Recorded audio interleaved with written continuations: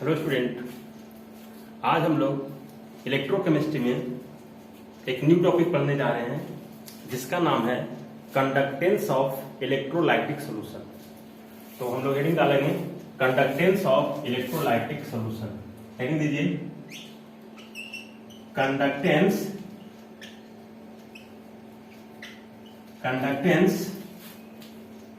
Of electrolytic solution. Electrolytic solutions. तो हम लोग जो आज का टॉपिक हम लोग का है वो है कंडक्टेंस ऑफ इलेक्ट्रोलिटिक सॉल्यूशन। इसको हिंदी में हम लोग बोलते हैं विद्युत अपघटनी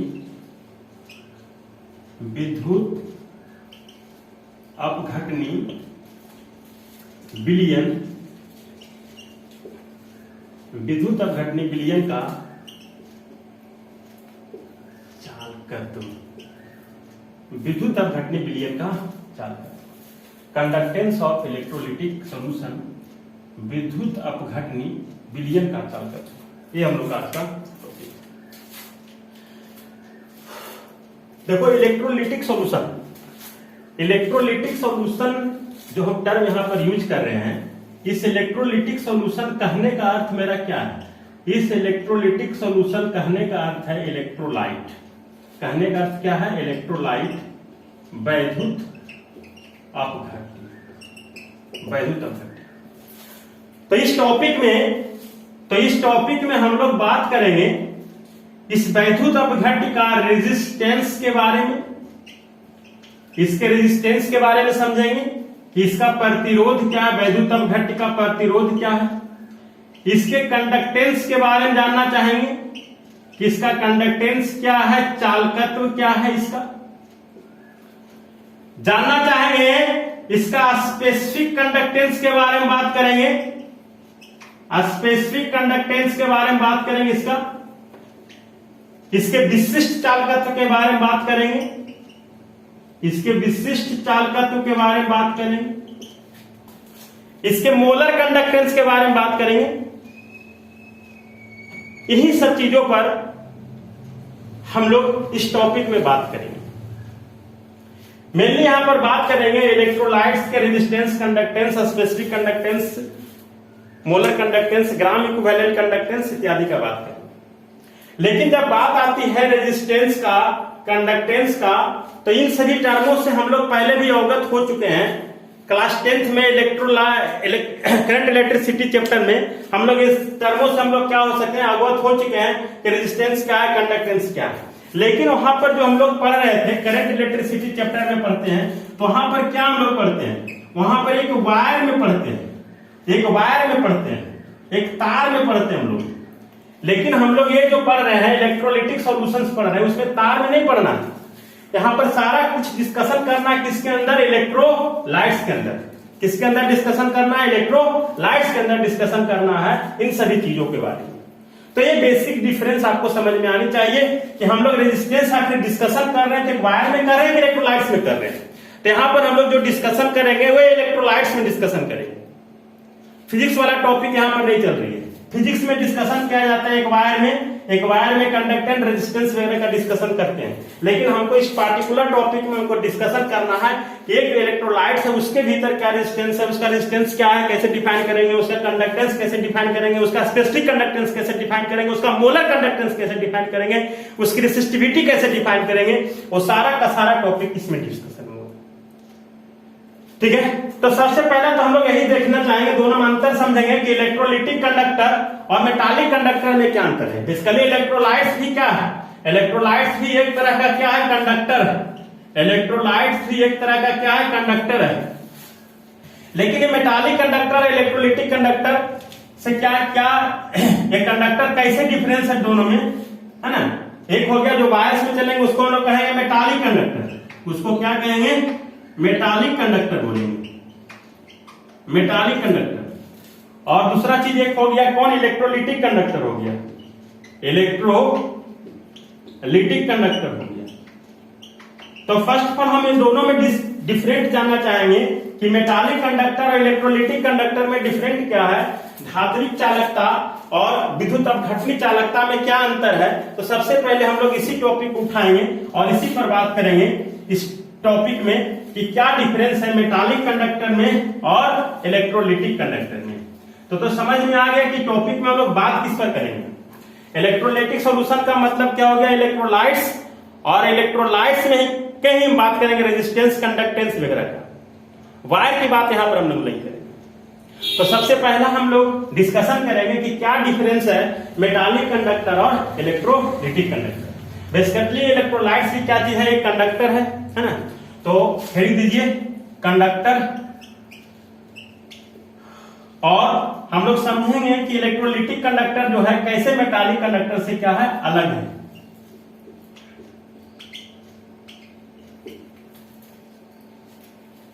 तो एक तरफ लिखिए, एक तरफ हेडिंग दीजिए मेटालिक कंडक्टर,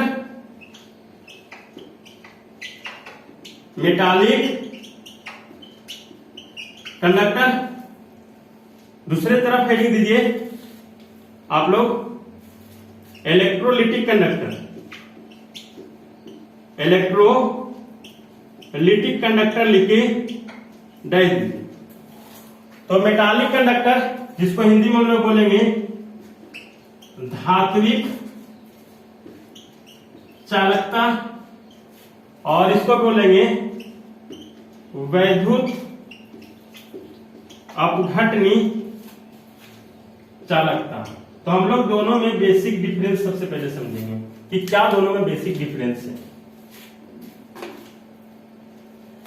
तो सबसे पहला डिफरेंस तो यही शुरू हो जाता है कि जो आपका मेटालिक कंडक्टर है उसमें जो विद्युत धारा का प्रवाह होता है, मेटालिक कंडक्टर में जो विद्युत धारा का प्रवाह होता है वो इलेक्ट्रॉन के फ्लो के कारण होता है, इलेक्ट्रॉन के गति के कारण होता है, इलेक्ट्रॉन के मोशन के कारण होता है, इलेक्ट्रॉन के मूवमेंट के कारण होता है। तो पहला पॉइंट हो गया कि मेटालिक कंडक्टर में विद्युत धारा का प्रवाह इलेक्ट्रॉन के गति के कारण होता है। देखिए इसमें, देखिए मेटालिक कंडक्टर में इलेक्ट्रॉन का, मेटालिक कंडक्टर में विद्युत धारा का प्रवाह, मेटालिक कंडक्टर में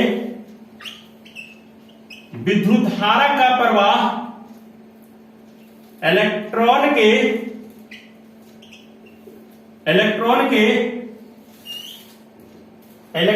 गति के कारण होता है, इलेक्ट्रॉन के गति के कारण होता है। इलेक्ट्रोलिटिक कंडक्टर की तरफ लिखिएगा,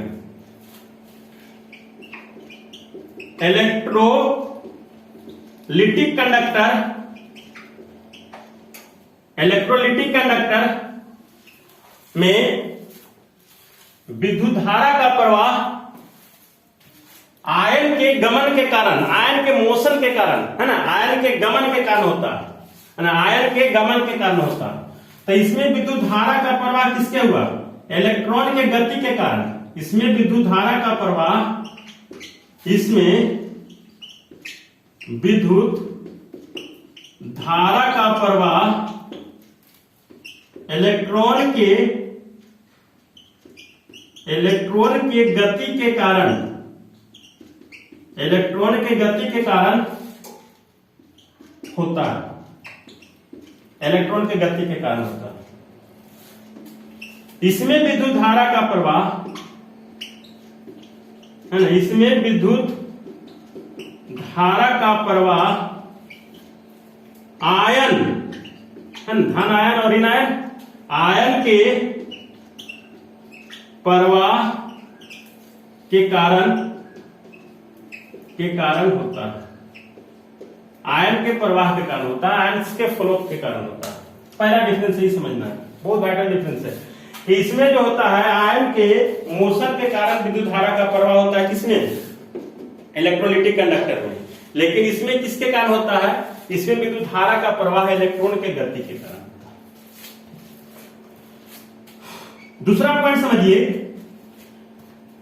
कि जो मेटालिक कंडक्टर है ये जो मेटालिक कंडक्टर है इसको हिंदी में तो हम लिखे नहीं, धात्विक चालक बोलते हैं, और इसको बोलते हैं हिंदी में वैद्युत अपघटनी चालक। ठीक है ना, चालक लिख लीजिएगा इसको हिंदी में। हाँ, दूसरा पॉइंट पर हम बात कर रहे थे। दूसरा पॉइंट इसमें क्या है कि जो मेटालिक कंडक्टर होता है उसमें विद्युत धारा के प्रवाह के कारण, विद्युत धारा के प्रवाह के कारण सबस्टांस जो है सो विघटित नहीं होती। इनमें विद्युत धारा के कारण सबस्टांस जो है उसमें केमिकल चेंज नहीं होता है या केमिकल डिकम्पोजिशन नहीं होता है ना। तो लिखेंगे इसमें कि मेटालिक कंडक्टर में विद्युत धारा के प्रवाह के कारण, विद्युत धारा के प्रवाह के कारण सबस्टांस विघटित नहीं होता है ना। विद्युत धारा के प्रवाह के कारण सबस्टांस विघटित नहीं होगा। किसमें? मेटालिक कंडक्टर में। इसमें लिखेंगे, लिखिए इलेक्ट्रोलिटिक कंडक्टर में विद्युत धारा के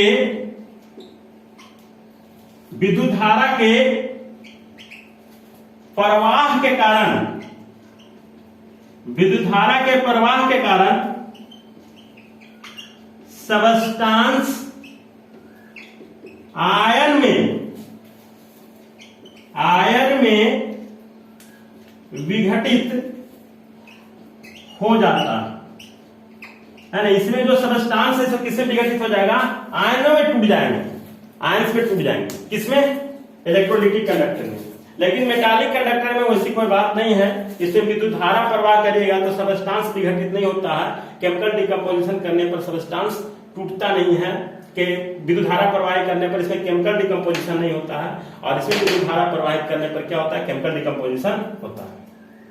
ठीक है, अब आते हैं इसका थर्ड पॉइंट पर। इसका जो थर्ड पॉइंट होगा मेटालिक कंडक्टर की तरफ, मेटालिक कंडक्टर का जो थर्ड पॉइंट हम लोग लिखेंगे, थर्ड पॉइंट होगा प्रतिरोध वाला। मेटालिक कंडक्टर में जो प्रतिरोध उत्पन्न होता है, मेटालिक कंडक्टर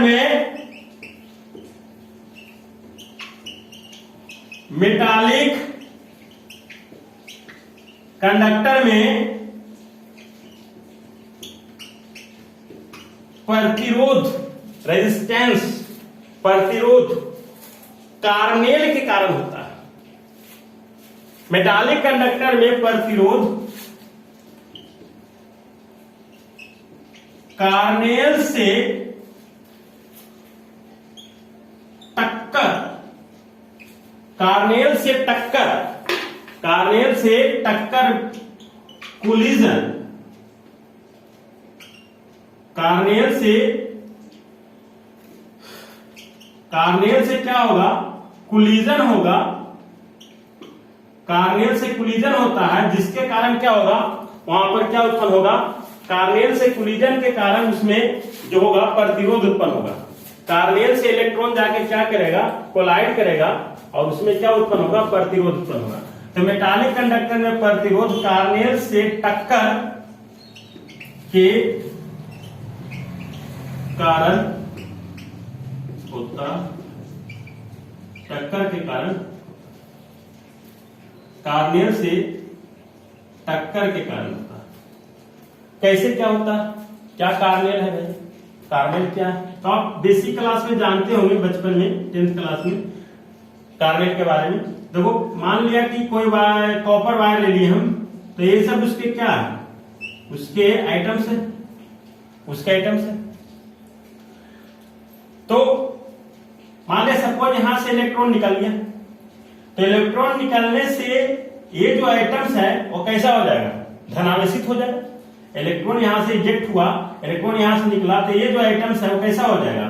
धनावेशित हो जाएगा, केटायन में कन्वर्ट हो जाएगा। ये क्या चीज में कन्वर्ट हो जाएगा? केटायन में कन्वर्ट हो जाएगा।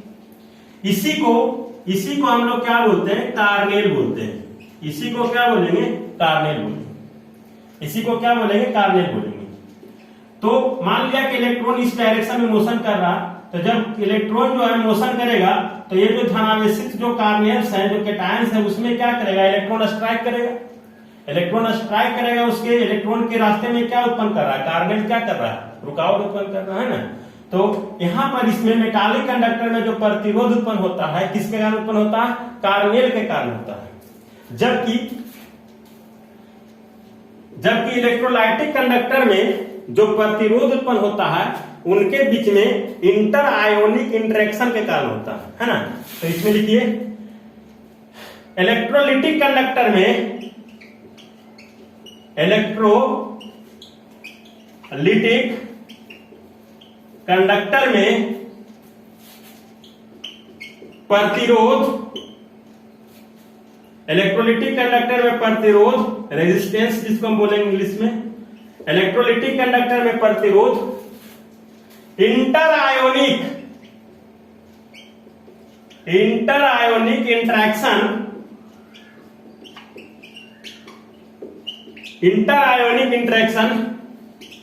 के कारण उत्पन्न होता है।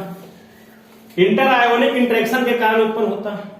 ये इंटर आयोनिक इंटरेक्शन जो है वो सॉल्यूट के बीच में भी हो सकता है, सॉल्यूट इंटरेक्शन भी हो सकता है,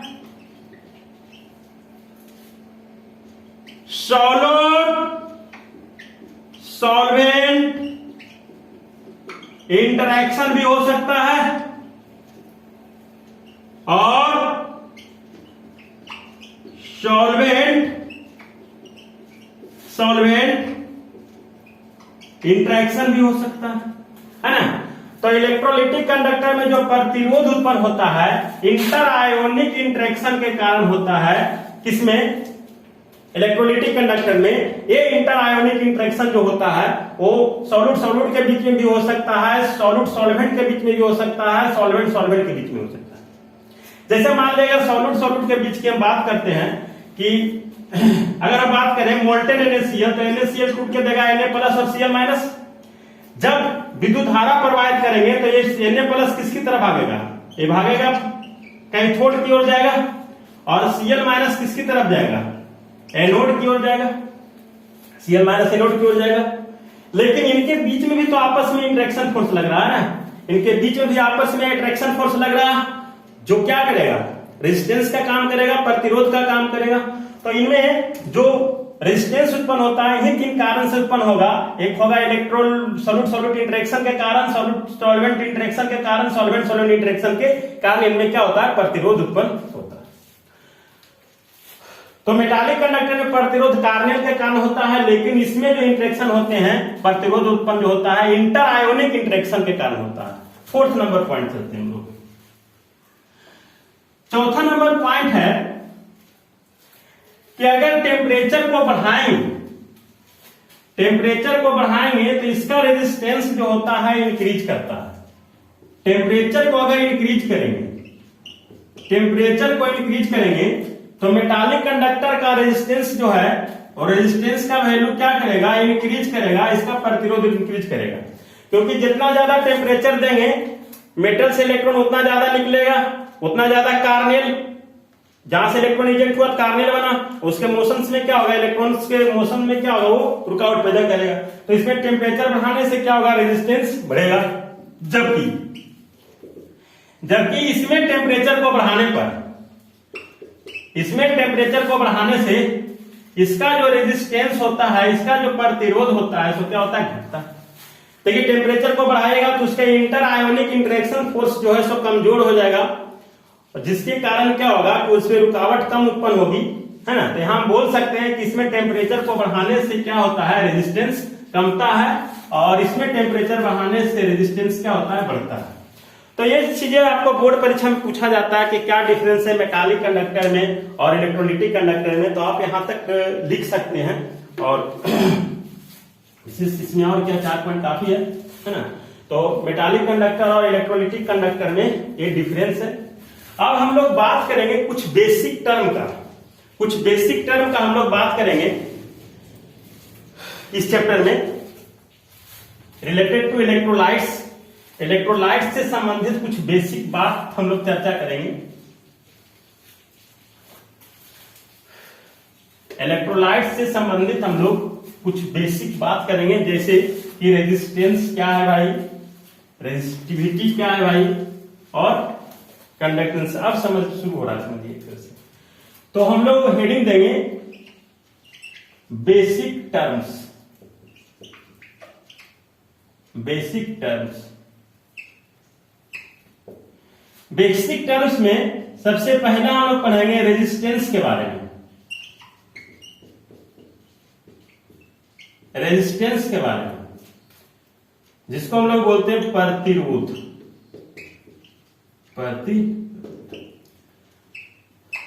क्या होता है रेजिस्टेंस? आप लोग सभी को जानते होंगे कि रेजिस्टेंस क्या है। सभी को, जितना भी बच्चा है यहाँ पर है, सब जान रहे हैं रेजिस्टेंस क्या है। तो रेजिस्टेंस होता है, एक तो हम लोग वायर में पढ़ रहे हैं, लेकिन हम लोग यहाँ पर वायर की बात नहीं कर रहे हैं, हम लोग यहाँ पर वैद्युत अपघट्ट की बात कर रहे हैं। वैद्युत अपघट्ट का रेजिस्टेंस हमको पता करना है। तो वैद्युत अपघट्ट में है ना, यहाँ पर डिफिनेशन क्या लिखाएगा, वैद्युत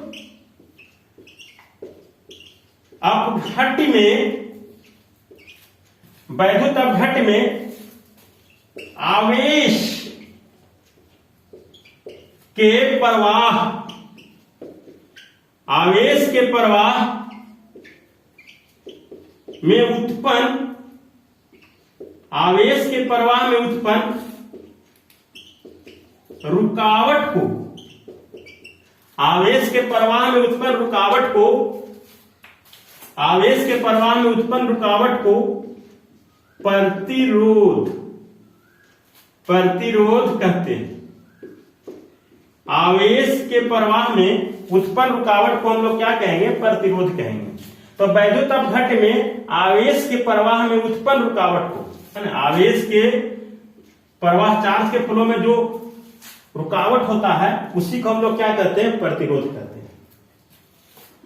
इसे क्या चीज से सूचित करते हैं, इसे आर से, कैपिटल आर से सूचित किया जाता है, सूचित किया जाता है। इसे कैपिटल आर से सूचित करें। इसका ऐसा यूनिट क्या है, इसका अगर यूनिट की बात करें, रेजिस्टेंस का यूनिट की बात करें, तो रेजिस्टेंस का यूनिट होता है ओम। क्या होता है, ओम। या फिर आप इसी किस तरह से लिखते हैं, सिंबल करिए इस तरह से। तो रेजिस्टेंस का यूनिट है, रेजिस्टेंस का यूनिट होता है ओम। लिख लीजिए इसको, जल्दी से नोट करिए, ठीक है ना। तो रेजिस्टेंस की बात हम लोग कर चुके हैं। वैद्युत अपघट्ट में आवेश के प्रवाह में उत्पन्न रुकावट को क्या कहते हैं, प्रतिरोध कहते हैं। इसे आर से सूचित किया जाता है। इसका जो यूनिट होगा सो ओम होगा, है ना। अगला हम बात करेंगे रेजिस्टेंस के बाद हम लोग बात करेंगे कंडक्टेंस। क्या बात करेंगे, कंडक्टेंस। तो हेडिंग दीजिए कंडक्टेंस, कंडक्टेंस। रेजिस्टेंस के बाद लिखिए कंडक्टेंस, कि क्या होता है कंडक्टेंस। दूसरा नंबर हेडिंग दीजिए कंडक्टेंस।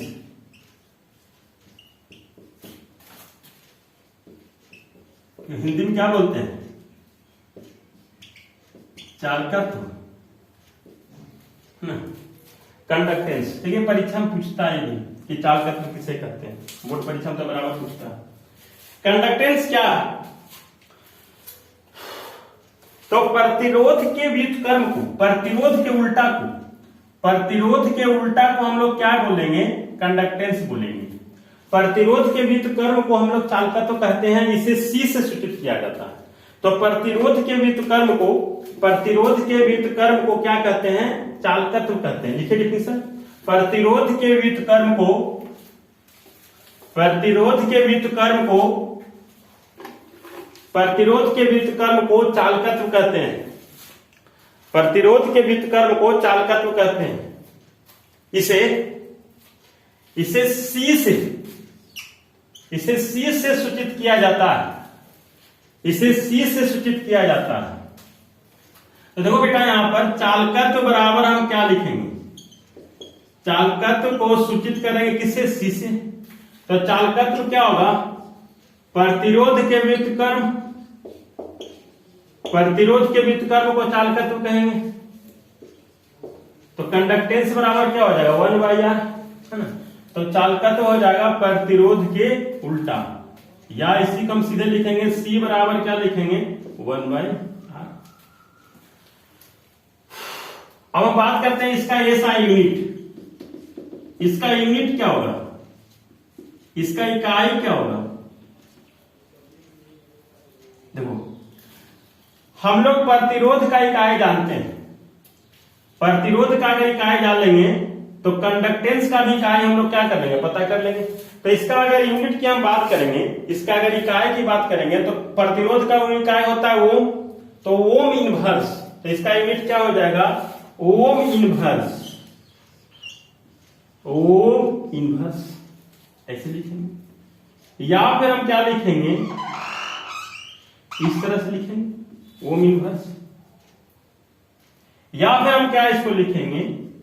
ओम को उल्टा कर दो, MHO, महो। इसका क्या यूनिट हो जाएगा? महो हो जाएगा, महो। इसका एक और यूनिट बहुत फेमस है, पता है क्या? सीमेन। या इसका एक और यूनिट बहुत फेमस है, और करके अगर ये बात समझ में आ रही ठीक है, यदि इसका यूनिट एक सीमेन, SEMENS, सीमेंस, एस से सूचित करेंगे, है ना। इसका यूनिट क्या हो जाएगा? सीमेन।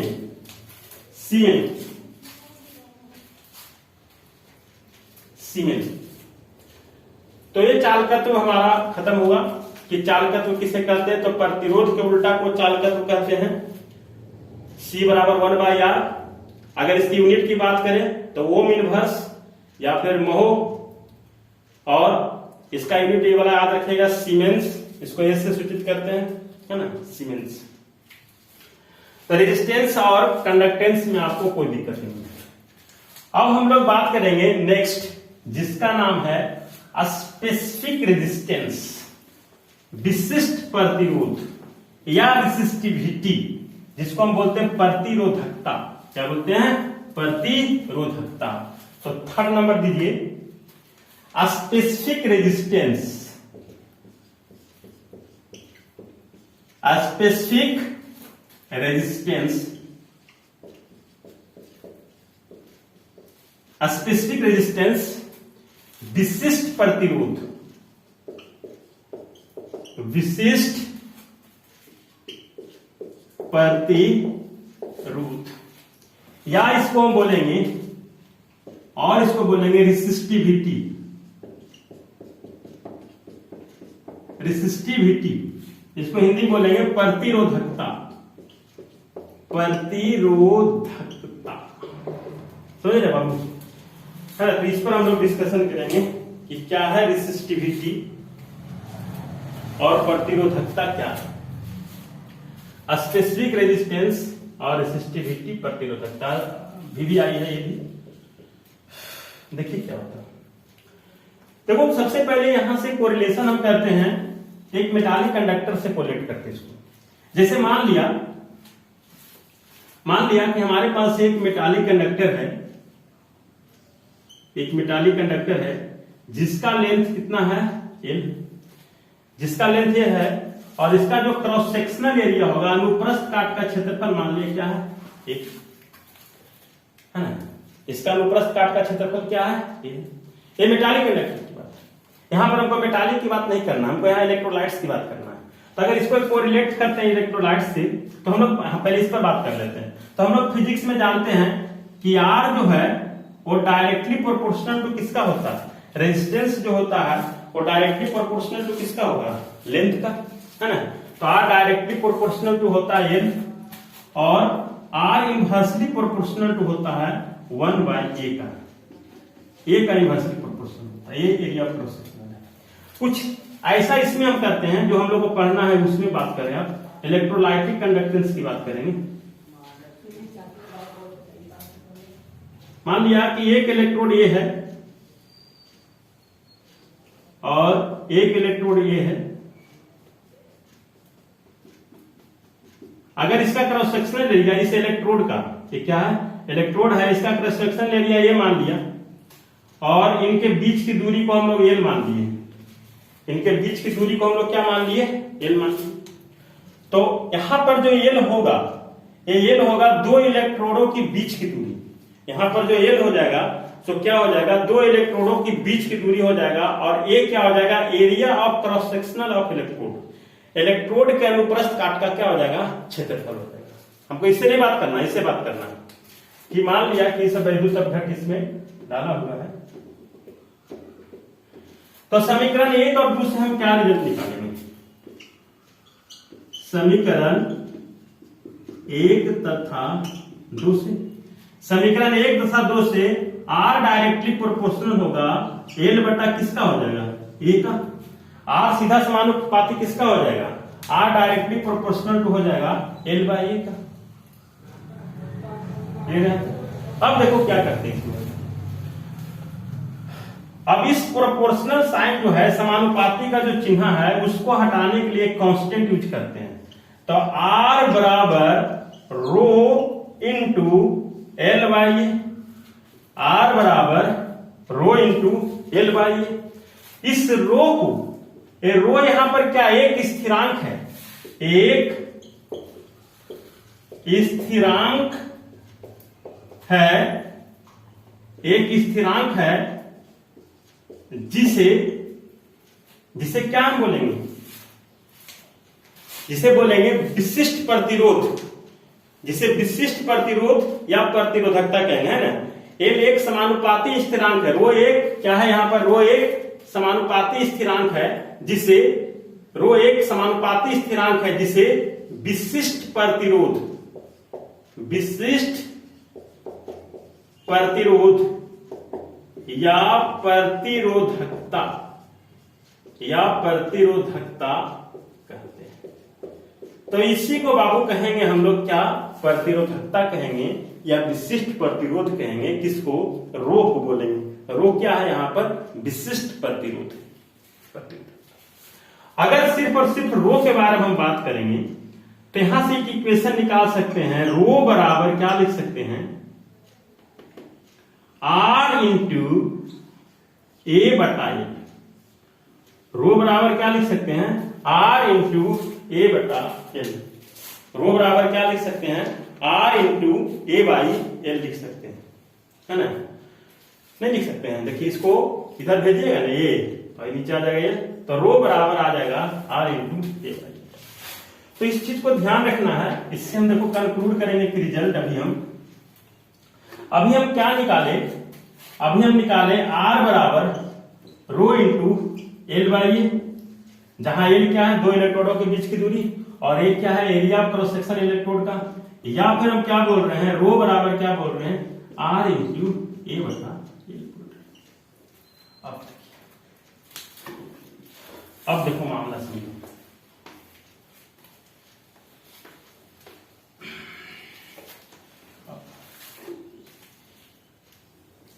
अब हम क्या करते हैं, हम कहते हैं कि यदि एल बराबर 1 सेंटीमीटर ले लिया जाए, यदि दो इलेक्ट्रोडों के बीच की दूरी 1 सेंटीमीटर ले लिया जाए तथा उनका क्रॉस सेक्शनल एरिया, जो क्रॉस सेक्शनल एरिया है वो ले 1 सेंटीमीटर स्क्वायर,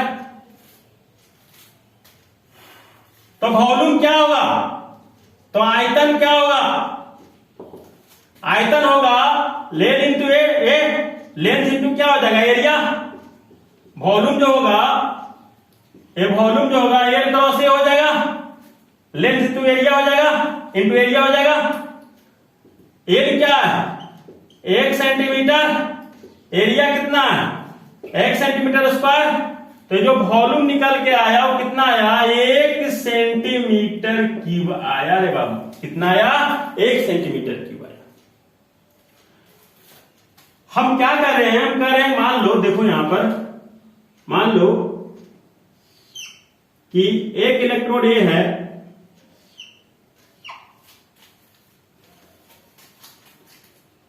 समझिएगा फिर से, मान लीजिए एक इलेक्ट्रोड ए है और दूसरा इलेक्ट्रोड ए है,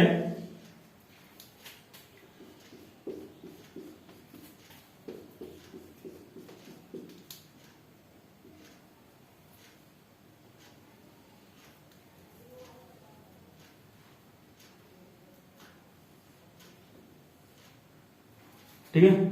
इस तरह से क्या ले रहे हैं हम लोग कि ये इलेक्ट्रोड है, ये जो दूरी है, ये जो एल है, ये एल बराबर कितना 1 सेंटीमीटर, दो इलेक्ट्रोडों के बीच की दूरी। इसका जो एरिया हम ले रहे हैं, ए बराबर कितना ले रहे हैं 1 सेंटीमीटर स्क्वायर। तो जो वॉल्यूम निकला, ये जो वॉल्यूम निकला, ये वॉल्यूम कितना निकला 1 सेंटीमीटर क्यों निकला। ये वॉल्यूम क्या निकला 1 सेंटीमीटर क्यों निकला। तो बात यहां से समझ में आपको आ रही होगी। इसको समीकरण 1 माने और इसको क्या मान लेगा 2 से। तो समीकरण 2 से आपको यहां दिख रहा होगा कि रो बराबर क्या होगा R इंटू ए का वैल्यू अगर 1 लिया, एल का वैल्यू 1 लिया, तो रो बराबर क्या हो जाएगा R। रो बराबर क्या हो जाएगा R। कैसे इसको डिफाइन करेंगे, इसका जो उचित डिफिनेशन होगा सो क्या होगा। रो क्या हमारा, रो है वैद्युत अपघट्ट का विशिष्ट प्रतिरोध। रो ये क्या है, ये है वैद्युत अपघट्ट का विशिष्ट प्रतिरोध। रो क्या है, वैद्युत अपघट्ट का विशिष्ट प्रतिरोध है। आर क्या है, आर जो है वो है इस वैद्युत अपघट्ट के, इस वैद्युत अपघट्ट के 1 सेंटीमीटर क्यूब, इस वैद्युत अपघट्ट के 1 सेंटीमीटर क्यूब आयतन में जो आयन उपस्थित है, इस वैद्युत अपघट्ट के 1 सेंटीमीटर क्यूब आयतन में जो आयन उपस्थित है, उसके कारण जो प्रतिरोध उत्पन्न हो रहा है, उसके गति के कारण जो प्रतिरोध उत्पन्न हो रहा है वो क्या है, आर है ना। तो वैद्युत अपघट्ट के 1 सेंटीमीटर क्यूब आयतन में आर बराबर हम क्या लिख सकते हैं, देखिए यहां पर इसको समझिएगा। ये क्या लिया गया है, 1 सेंटीमीटर क्यूब इसका आयतन लिया गया है। तो ये आर को हम लोग क्या बोलेंगे, वैद्युत अपघट्ट के, वैद्युत अपघट्ट के, वैद्युत अपघट्ट के, है ना, क्या लिख रहे हैं हम लोग, वैद्युत अपघट्ट के, वैद्युत अपघट्ट के 1 सेंटीमीटर क्यूब, 1 सेंटीमीटर क्यूब आयतन में, वैद्युत अपघट्ट के 1 सेंटीमीटर क्यूब आयतन में उपस्थित आयन के गति के कारण, गति के कारण उत्पन्न प्रतिरोध है ना, समझिएगा इस बात को। वैद्युत अपघट्ट के 1 सेंटीमीटर क्यूब आयतन में उपस्थित आयन के कारण उत्पन्न प्रतिरोध, उत्पन्न प्रतिरोध का क्या है, उत्पन्न प्रतिरोध का मान, उत्पन्न प्रतिरोध का मान। तो हम लोग कैसे डिफाइन कर सकते हैं वैद्युत अपघट्ट के विशिष्ट प्रतिरोध, विशिष्ट प्रतिरोध को हम लोग कैसे परिभाषित कर सकते हैं। विशिष्ट प्रतिरोध को हम लोग परिभाषित कर सकते हैं कि वैद्युत अपघट्ट के, वैद्युत अपघट्ट के 1 सेंटीमीटर क्यूब, वैद्युत अपघट्ट के 1 सेंटीमीटर क्यूब आयतन में, वैद्युत अपघट्ट के 1 सेंटीमीटर क्यूब आयतन में जो आपका वैद्युत अपघट्ट के आयन उपस्थित हैं, वैद्युत अपघट्ट के आयन उपस्थित हैं, उसके गति के कारण, उसके मोशन के कारण जो प्रतिरोध उत्पन्न हो रहा है उसे हम क्या बोलेंगे, विशिष्ट प्रतिरोध बोलेंगे। विशिष्ट प्रतिरोध क्या है, किसी वैद्युत अपघट्ट का विशिष्ट प्रतिरोध उसके 1 सेंटीमीटर क्यूब आयतन में, उसके 1 सेंटीमीटर क्यूब आयतन में उपस्थित वैद्युत अपघट्ट, उपस्थित वैद्युत अपघट्ट के आयन, उपस्थित वैद्युत अपघट्ट के आयन के कारण उत्पन्न प्रतिरोध का क्या है, मान है, उत्पन्न प्रतिरोध का मान है। इस बात को मैं भैया समझिए, परीक्षा में पूछता है क्या इसका डिफिनेशन होगा। तो यहां साफ साफ दिखाई दे रहा है वैद्युत अपघट्ट का विशिष्ट प्रतिरोध जो होता है वो वैद्युत अपघट्ट के 1 सेंटीमीटर की आयतन में उपस्थित वैद्युत अपघट्ट के आयन के गति के कारण जो प्रतिरोध उत्पन्न होता है उसे हम लोग क्या बोलेंगे, विशिष्ट प्रतिरोध बोलेंगे। उस वैद्युत अपघट्ट का क्या कहेंगे, विशिष्ट प्रतिरोध बोलेंगे। तो इसको लिख देते हैं डिफिनेशन कौन लैंग्वेज में, लगता है आपको याद हो गया होगा। तो वैद्युत अपघट्ट का विशिष्ट प्रतिरोध वैद्युत अपघट्ट के 1 सेंटीमीटर की आयतन में उपस्थित वैद्युत अपघट्ट के आयन, वैद्युत अपघट्ट के आयन के गति के कारण उत्पन्न प्रतिरोध का क्या है, मान है। ठीक है, ये हमारा हो गया विशिष्ट प्रतिरोध। अब बात करते हैं कि सर इसका यूनिट क्या होगा, विशिष्ट प्रतिरोध का यूनिट क्या होगा। तो अभी हम विशिष्ट प्रतिरोध बराबर निकाले, दो इक्वेशन हम निकाले हैं, एक आर बराबर निकाले हैं रो इंटू एल बटा ए, इसी से हम लिखे हैं रो बराबर क्या लिखे हैं, आर इंटू ए बटा एल। तो यही तो विशिष्ट प्रतिरोध रो है, तो इसी से यूनिट निकाल देंगे। तो इसका जो इकाई होगा, इसका इकाई होगा, देखिए आर क्या है, रेजिस्टेंस से प्रतिरोध है, तो आर का यूनिट क्या होगा, आर का इकाई ओम होगा। ए क्या है, एरिया है, तो एरिया का यूनिट क्या हो जाएगा, सेंटीमीटर स्क्वायर। देखिए यहां पर मीटर नहीं ले रहे क्योंकि सेल्फ मेरा क्या बहुत छोटा होता है, इसलिए वहां पर ऐसा यूनिट में हम लोग मीटर ना लेके क्या लेंगे, सेंटीमीटर लेंगे। तो यहां पर एल का क्या हो जाएगा, सेंटीमीटर हो जाएगा। अब देखो 1 सेंटीमीटर से 1 सेंटीमीटर कट गया, तो इसका जो यूनिट होगा वो क्या होगा, ओम इंटू सेंटीमीटर। क्या हो जाएगा, ओम इंटू सेंटीमीटर हो जाएगा, ओम इंटू सेंटीमीटर हो जाएगा। अगर सिंबल के अनुसार लिखिएगा तो सिंबल में क्या लिखेंगे हम लोग, गुने सेंटीमीटर। तो ये हमारा विशिष्ट प्रतिरोध, नोट करिए सभी, जल्दी जल्दी नोट करो। ठीक है, अब नेक्स्ट जो हम लोग को अगला जो पॉइंट पढ़ना है वो पढ़ना है कंडक्टेंस के बारे में, कंडक्टिविटी के बारे में, कंडक्टिविटी। ठीक है, 4th नंबर में कंडक्टिविटी और specific conductance, specific conductance.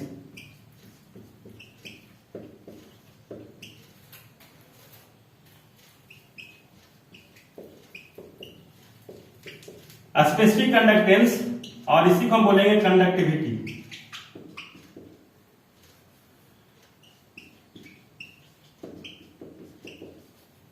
Conductivity, conductivity गलत लिखा है क्या,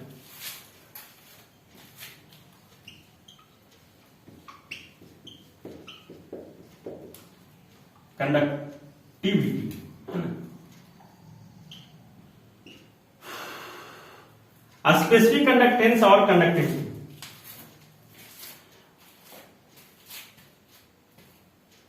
स्पेसिफिक कंडक्टेंस और कंडक्टिविटी, इसको हिंदी में क्या बोलेंगे, हिंदी में बोलेंगे विशिष्ट चालकत्व, विशिष्ट चालकत्व, विशिष्ट चालकत्व। समझेंगे क्या होता है कंडक्टिविटी, स्पेसिफिक कंडक्टेंस क्या होता है। आइए हम लोग बात करते हैं स्पेसिफिक कंडक्टेंस, या इसी को हम लोग क्या बोलते हैं, कंडक्टिविटी। तो इस पर हम लोग बात करते हैं।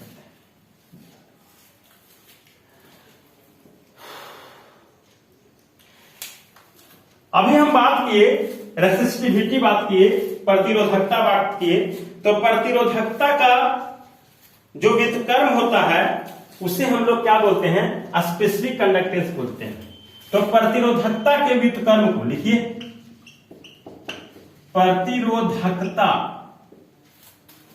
के व्युत्क्रम को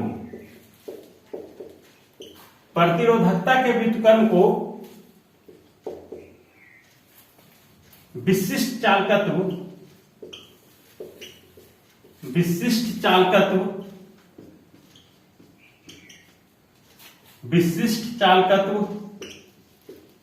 कहते हैं। विशिष्ट चालकत्व को कप्पा से सूचित किया जाता है। इसे कप्पा से सूचित किया जाता है।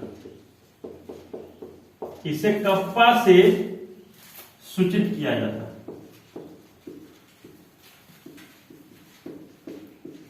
इसे कप्पा से सूचित किया जाता है ना। तो कप्पा बराबर क्या होगा? कंडक्टेंस का उल्टा हो जाएगा। तो कप्पा बराबर क्या हो जाएगा? विशिष्ट चालकत्व को उल्टा। तो कप्पा बराबर 1 बाई क्या हो जाएगा? प्रतिरोधकता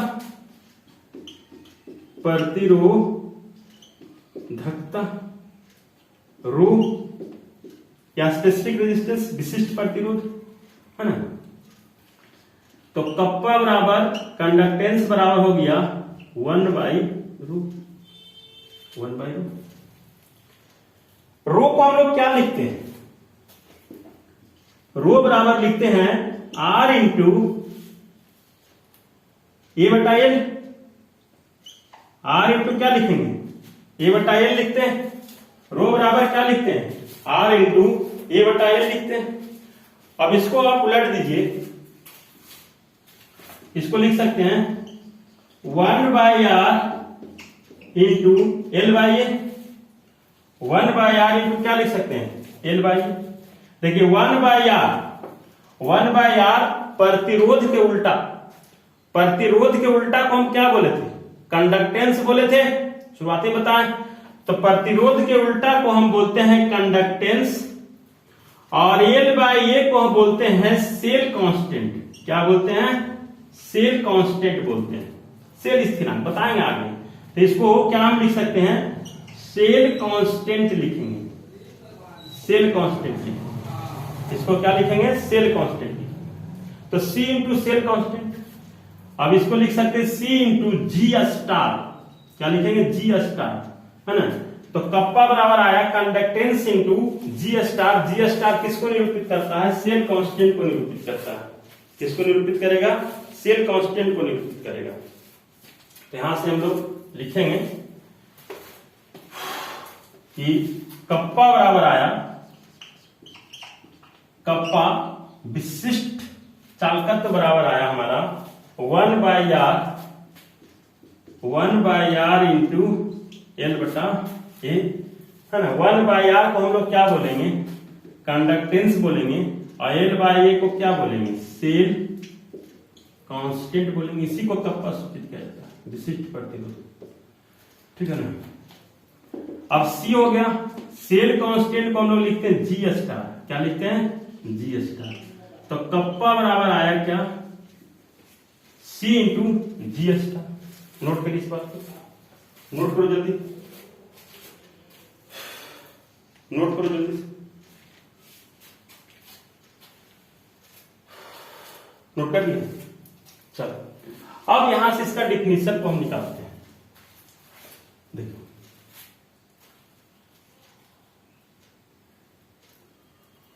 1 बाई आर को हम क्या बोल रहे हैं? 1 बाई आर को कंडक्टेंस बोल रहे हैं, ठीक है। अब हम कहते हैं यदि एल बराबर 1 सेंटीमीटर और ए बराबर ले लिया 1 सेंटीमीटर स्क्वायर, तो कप्पा जो मेरा है, विशिष्ट चालकत्व जो हमारा है, वो किसके बराबर हो जाएगा? विशिष्ट चालकत्व जो है, देखो ये तो क्या लिखा जाएगा? सी इंटू एल बटा ए लिखा जाएंगे। एल का वैल्यू कितना लिखेंगे? 1। ए का वैल्यू कितना लिखेंगे? 1। तो सी इंटू 1 बाई 1। यहां पर कप्पा बराबर क्या निकल के आया? कप्पा बराबर निकल के आया सी। कप्पा बराबर निकल के आया सी। अब L1 ले लिए, A1 ले लिए, मतलब क्या हो रहा है कि हम लोग दो इलेक्ट्रोडों के बीच की दूरी को क्या ले लिए? 1 सेंटीमीटर, और उसका इलेक्ट्रोड का एरिया कितना ले लिए? Cross sectional area 1 centimetre square ले लिए। मतलब ये जो पहले जो फिगर हम लोग देखे थे कि इस तरह से दो इलेक्ट्रोड ले लिए, दो इलेक्ट्रोड ले लिए थे हम लोग,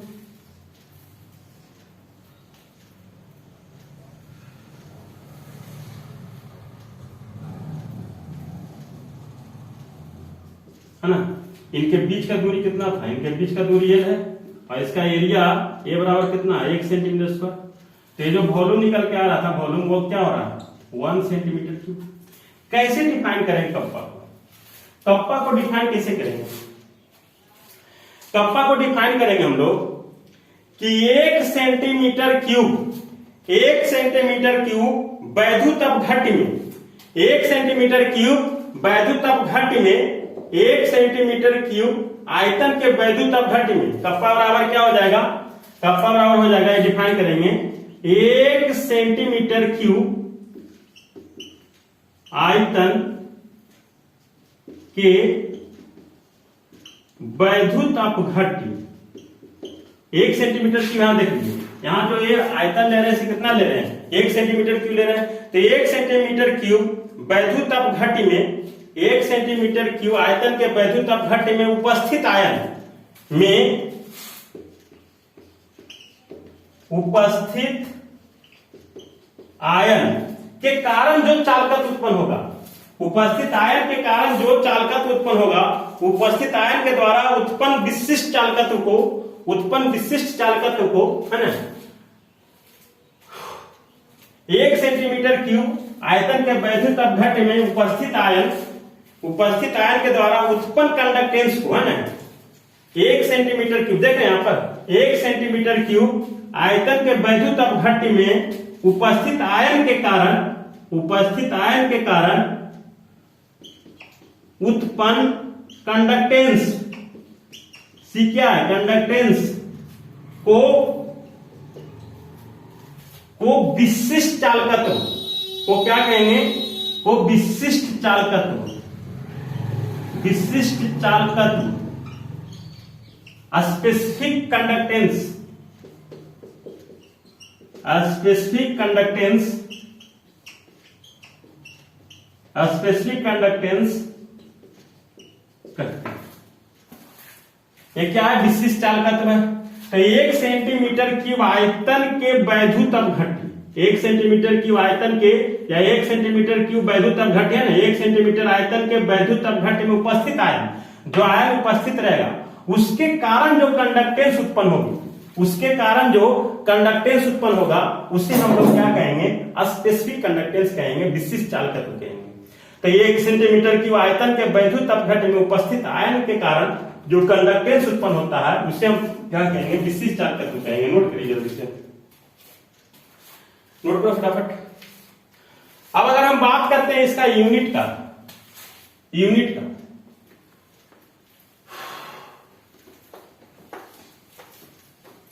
यूनिट इसका एसआई यूनिट की अगर हम बात करें कि क्या है इसका एसआई यूनिट, तो इसका यूनिट्स की बात करें, इकाई की बात करें, कप्पा की इकाई की बात करें, तो देखिए यहां पर क्या क्या है यहां पर सी है, सी कंडक्टेंस है। कंडक्टेंस का यूनिट क्या हो जाएगा, कंडक्टेंस जो होता है उसका यूनिट क्या हो जाएगा, रेजिस्टेंस के उल्टा को क्या बोलते हैं, कंडक्टेंस बोलते हैं ना। तो कंडक्टेंस का यूनिट क्या हो जाएगा, ओम इनवर्स हो जाएगा बेटा, कंडक्टेंस का यूनिट हो जाएगा ओम इनवर्स। और एल क्या है, इलेक्ट्रोडों के बीच की दूरी, तो सेंटीमीटर में लेंगे, एरिया क्या चीज में लेंगे, सेंटीमीटर स्क्वायर में। यहां पर जो कैंसिल हो सकता है उसको कैंसिल करिए, देखिए सेंटीमीटर से 1 सेंटीमीटर कट गया, यहां पर आया क्या, ओम पर पावर -1 और 1 बाय क्या हो गया सेंटीमीटर, मतलब कि ohm inverse centimetre inverse is the unit of kappa, Kattappa नहीं, यूनिट ऑफ क्या, कप्पा, ये नहीं कि कटप्पा समझिएगा, कटप्पा ने बाहुबली को क्यों मारा। तो ये हो जाएगा उसका यूनिट, ये उसका हो जाएगा, ठीक है, कोई दिक्कत यहां तक। अगर इसको और भी आप डिटेल से बात करेंगे तो पर ओम को हम क्या बोलते हैं, सीमेंस बोले थे, है ना।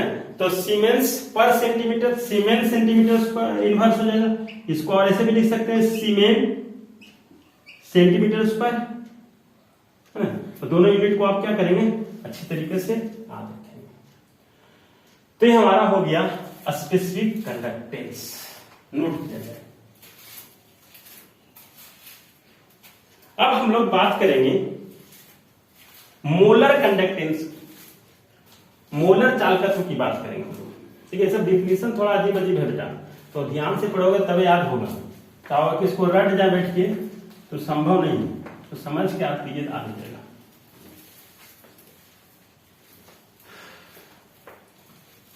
5 नंबर में डिफिनेशन चलेगा मेरा, मोलर चालकत्व, molar conductance, molar conductance, molar conductance.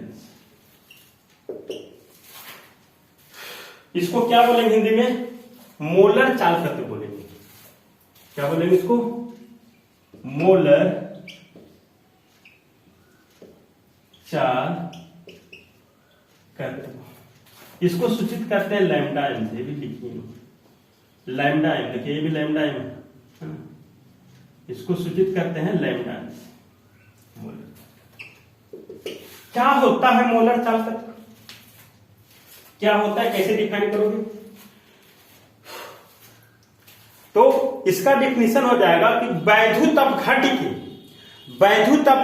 के 1 मोल, है ना, समझ रहा है, वैद्युत अपघट्य हमारे जो है उसका 1 मोल, वैद्युत अपघट्य के 1 मोल आयतन में, वैद्युत अपघट्य के 1 मोल आयतन में उपस्थित, 1 मोल आयतन में उपस्थित आयन के कारण, 1 मोल आयतन में उपस्थित आयन के कारण जो कंडक्टेंस होता है उसे क्या कहेंगे, मोलर कंडक्टेंस कहेंगे। नहीं समझ में आया? अरे भाई हमारे पास जो वैद्युत अपघट्य है उसका 1 मोल आयतन ले लीजिए, उसका 1 मोल ले लीजिए, और 1 मोल में जो आयन उपस्थित रहेगा उसके कारण जो कंडक्टेंस होगा उसे हम लोग क्या कहेंगे, मोलर कंडक्टेंस कहेंगे। तो वैद्युत अपघट्य के 1 मोल आयतन में उपस्थित आयन के कारण जो कंडक्टेंस होता है उसी को हम लोग क्या कहेंगे, मोलर कंडक्टेंस कहेंगे। लिखिए डिफिनेशन को, वैद्युत अपघट्य के, वैद्युत अपघट्य के, वैद्युत अपघट्य के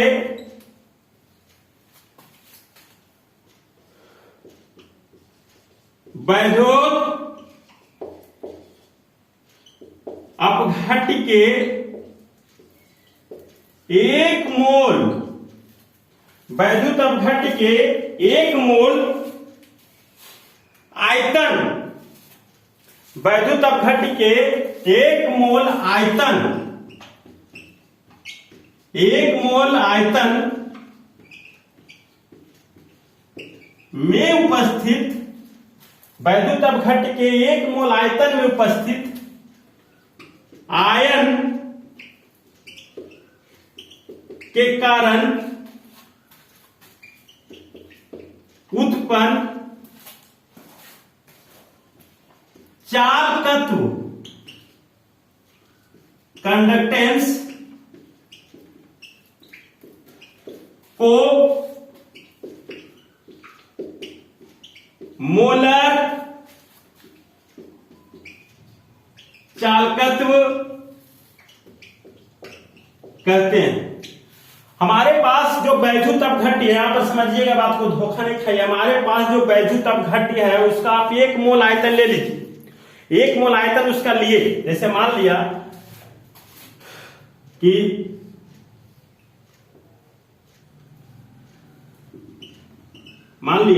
कि हमारे पास V मोल, V आयतन क्या है, वैद्युत अपघट्य, V आयतन क्या है, वैद्युत अपघट्य।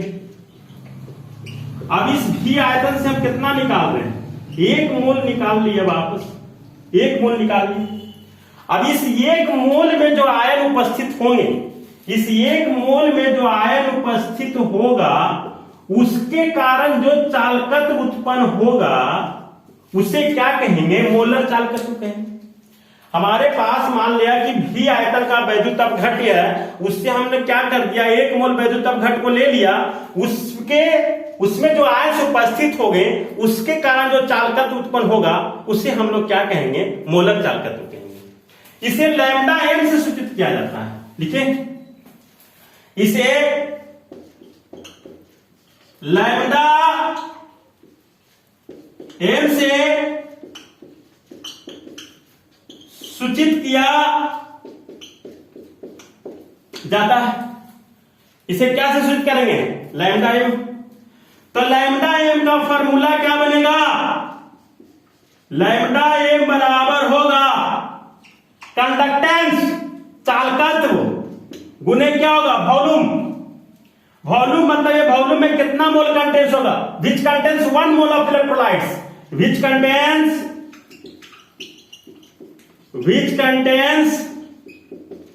1 mole of electrolytes.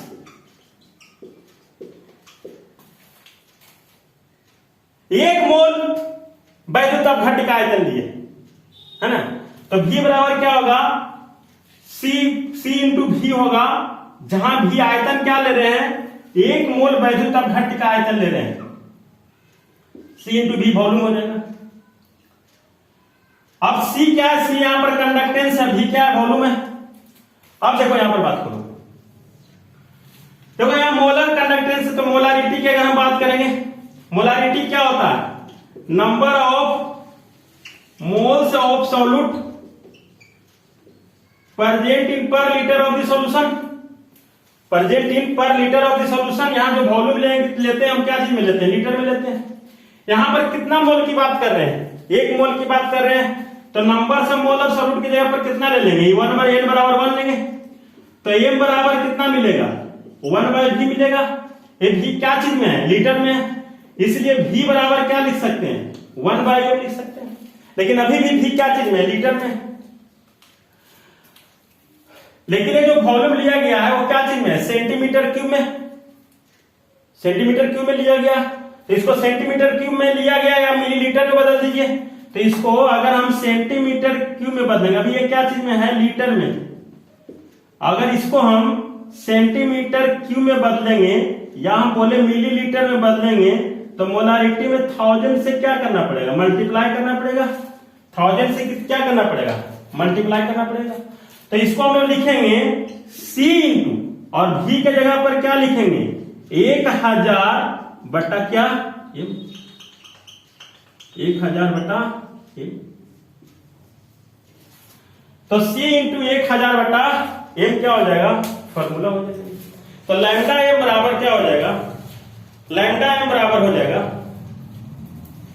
Lambda m बराबर क्या हो जाएगा, C इंटू V। कप्पा से ज्यादा बढ़िया है, कप्पा कंडक्टेंस का यूनिट क्या, कप्पा, कप्पा।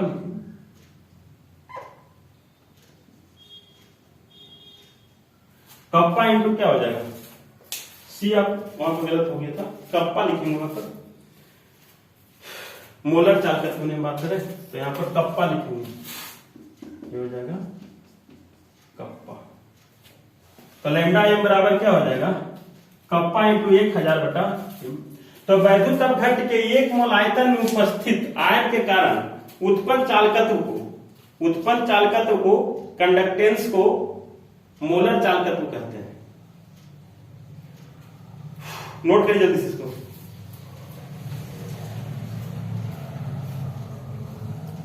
नोट करो जल्दी से।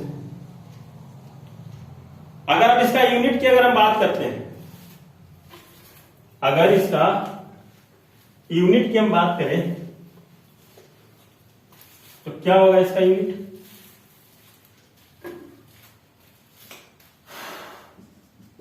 तो इसका अगर हम यूनिट की बात करेंगे तो देखो कप्पा है और 1000 बटा m है, तो कप्पा का यूनिट क्या होता है, कप्पा का यूनिट क्या हो जाएगा, सीमेन पर सेंटीमीटर। कप्पा का यूनिट क्या हो जाएगा, सीमेन पर centimetre into divided by molarity का यूनिट क्या होता है, मोलारिटी का होता है number of moles of solute, तो मोल और divided by volume of solution in litre. तो लीटर में यहाँ तो मिलीलीटर में चाहिए, तो क्या हो जाएगा, सेंटीमीटर क्यूब हो जाएगा। तो लिखेंगे सीमेन और सेंटीमीटर स्क्वायर लिख सकते हैं इसको, और मोल पर पावर क्या हो जाएगा, -1 हो जाएगा। तो ये लैम्डा एम का क्या हो जाएगा, यूनिट। सीमेन सेंटीमीटर स्क्वायर मोल पर पावर -1। नोट करिए जल्दी से।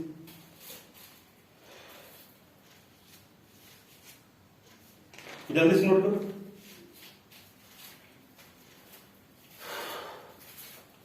अब एक हमारे पास और बचता है तुल्यांकी चालकत्व। देखिए क्या होता है तुल्यांकी चालकत्व। तो सिमिलर है, जैसे ये है वैसे वो। नेक्स्ट हेडिंग दीजिए तुल्यांकी चालकत्व।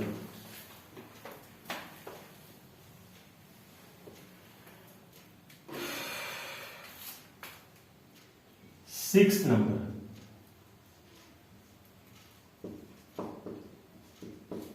तुल्यांकी चालकत्व।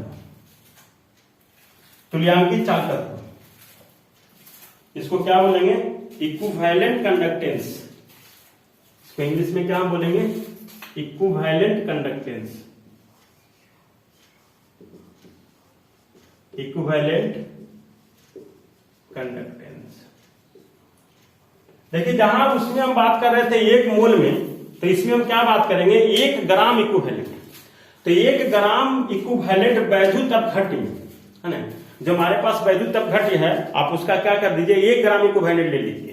तो 1 ग्राम वैद्युत अपघट्य में, 1 ग्राम इक्विवेलेंट वैद्युत अपघट्य में जो आयन उपस्थित होंगे, उसके कारण जो कंडक्टेंस उत्पन्न होगा, उसे हम लोग क्या कहेंगे, उसको हम लोग क्या कहेंगे, तुल्यांकी चालकत्व कहेंगे। तो लिखिए, लिखो,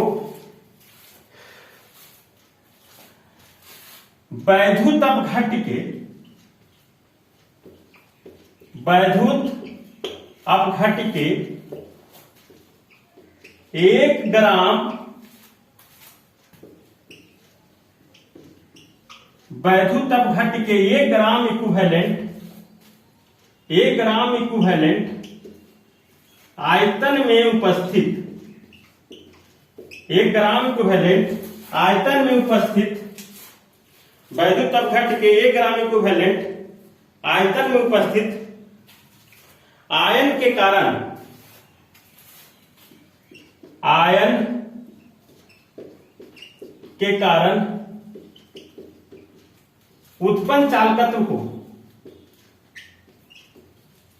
उत्पन्न चालकत्व को, उत्पन्न चालकत्व को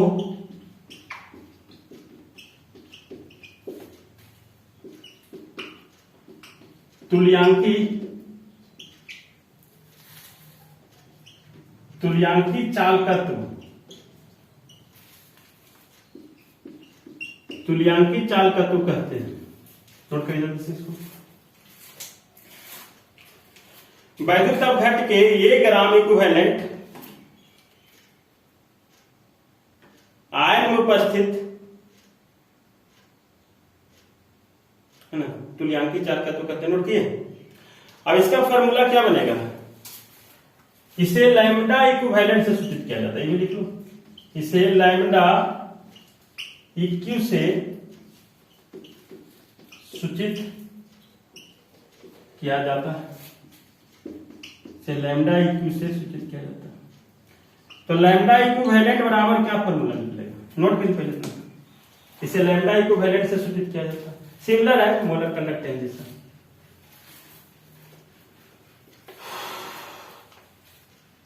तो देखिए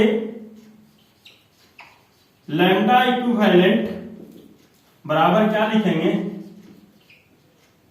कप्पा है ना, और इंटू क्या लिखेंगे, इंटू लिखेंगे वॉल्यूम लिखेंगे, which contains 1 mole 1 gram equivalent of ions. तो देखो यहां पर हम लोग ग्राम इक्विवेलेंट कर रहे हैं, तो नॉर्मेलिटी की बात करेंगे, तो number of moles of solute, numbers of gram equivalent of solute है ना, number of gram equivalent of solute, और डिवाइडेड बाय क्या हो जाएगा, volume of solution in litre. तो number of gram equivalent of solute कितना ले रहे हैं, 1 ग्राम ले रहे हैं, तो एन का वैल्यू कितना ले लेंगे 1, तो एन बराबर क्या हो जाएगा 1/v। भी यहां पर क्या चीज में, लीटर में है ना, भी यहां पर क्या चीज में, लीटर में ले रहे हैं, तो v बराबर क्या लिख सकते हैं, 1/n लिख सकते हैं। लेकिन इसको हम लोग सेंटीमीटर क्यूब में लिखेंगे तो क्या करना पड़ेगा, 1000 से क्या करना पड़ेगा, मल्टीप्लाई करना पड़ेगा। तो ये सेंटीमीटर क्यूब में लिखिए या फिर क्या चीज में हो जाएगा, मिलीलीटर में हो जाएगा। तो v के जगह पर पुट कर दीजिए, तो v के जगह हो जाएगा कप्पा गुने 1000 और बटा क्या हो जाएगा ये। तो लैम्डा इक्विवेलेंट का फॉर्मूला आ जाएगा कप्पा इंटू 1000 और बटा क्या हो जाएगा ये हो जाएगा।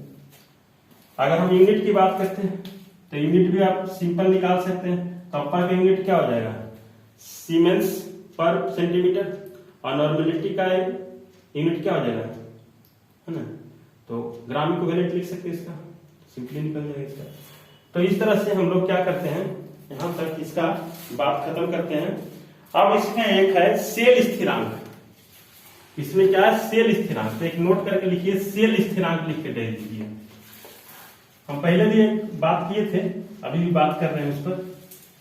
पढ़ाते पढ़ाते एक टर्म आया था सेल स्थिरांक, तो नोट करके डाल दो सेल स्थिरांक, सेल कांस्टेंट, इसको बोलेंगे सेल स्थिरांक। सेल स्थिरांक, सेल स्थिरांक समझने के लिए आप क्या समझिए, इस तरह से मान लिया कि हम एक वैद्युत अपघट्य ले लिए इस तरह से, और इसमें एक इलेक्ट्रोड ये हो गया और दूसरा इलेक्ट्रोड ये हो गया, ये दो इलेक्ट्रोड, इनके बीच की दूरी ये ले लिए, और इसका एरिया जो ले लिए हम, इसका एरिया स्मॉल ए लिख रहे हैं, इसका एरिया ले लिए 1 सेंटीमीटर स्क्वायर ले लिए। इसका एरिया कितना ले लिए, 1 सेंटीमीटर स्क्वायर। तो सेल स्थिरांक क्या होता है, सेल स्थिरांक होता है एल बाई, है ना। सेल स्थिरांक क्या होता है, एल बाई। किसी सेल में दो इलेक्ट्रोडों के बीच की दूरी, देखिए किसी सेल में, सेल स्थिरांक क्या हो जाएगा,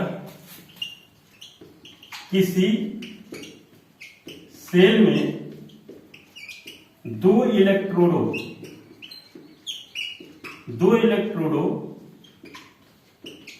के बीच की दूरी, किसी सेल में दो इलेक्ट्रोडों के बीच की दूरी तथा उसका अनुप्रस्थ काट का क्षेत्रफल, तथा इलेक्ट्रोड के अनुप्रस्थ काट का क्षेत्रफल, तथा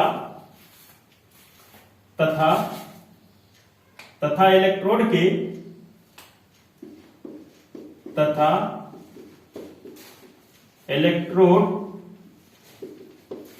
के अनुप्रस्थ काट के क्षेत्रफल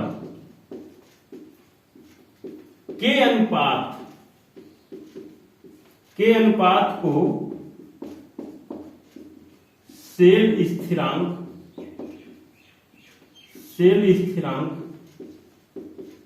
कहा जाता है। क्या कहा जाता है, सेल स्थिरांक कहा जाता है। तो सेल स्थिरांक बराबर क्या लिखेंगे हम लोग सेल स्थिरांक, सेल कांस्टेंट बराबर क्या लिखेंगे, सेल कांस्टेंट बराबर लिखेंगे एल बटा ए।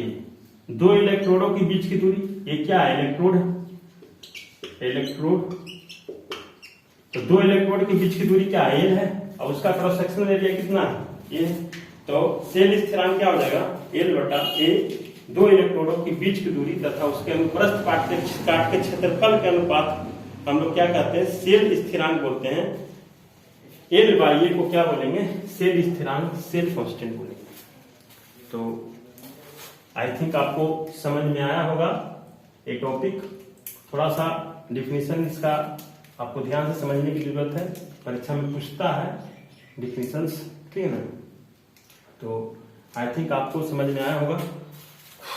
तो मिलते हैं हम लोग नेक्स्ट क्लास में।